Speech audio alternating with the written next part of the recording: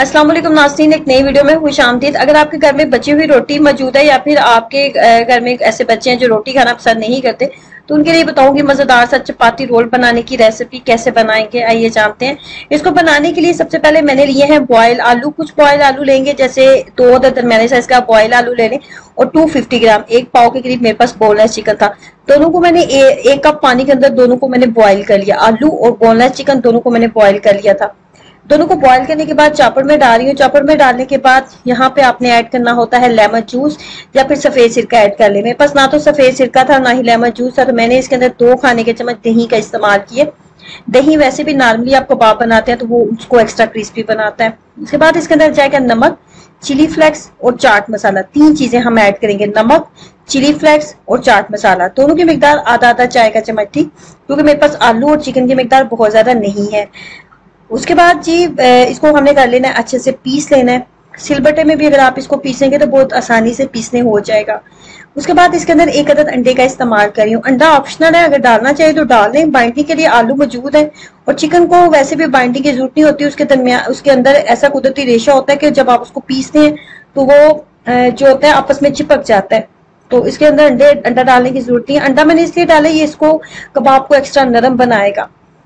इस तरीके से हाथ के ऊपर कुकिंग ऑयल लगाते हुए लंबाई के साइज में हमने जो है कबाब जो है इनको फ्राई कर लेना है, बना लेना है।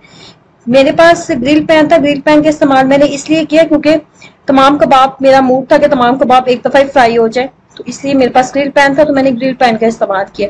अगर आपके पास नॉर्मल तवा मौजूद है, कोई भी पैन वगैरह मौजूद नहीं है, तो आप नॉर्मल तवे के ऊपर भी इसको बना लें, तो ये टूटेंगे नहीं, ना ही खराब होंगे। उसके बाद मैंने 3 से 4 जो रोटियां थी, चपाती थी, वो मैंने तैयार कर ली है नॉर्मल साइज की।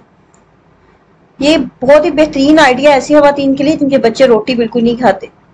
तो अब आप क्या करेंगे, अब मैंने इसके ऊपर लगाई है सबसे पहले मायोनीज।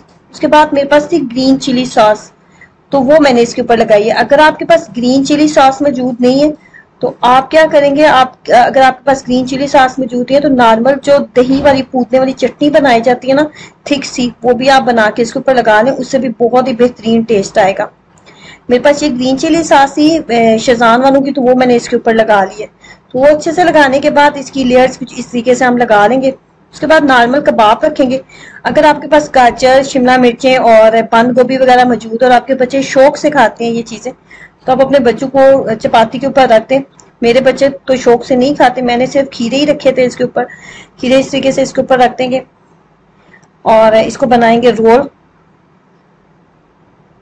तो ये खाने में बिल्कुल आपको ऐसे लगेगा जैसे आप बाजारी आपके बच्चे शवारमा वगैरह खा रहे हैं। और अगर आपके बच्चे रोटी नहीं खाते तो आपके बच्चे बहुत शौक से इसको खा देंगे।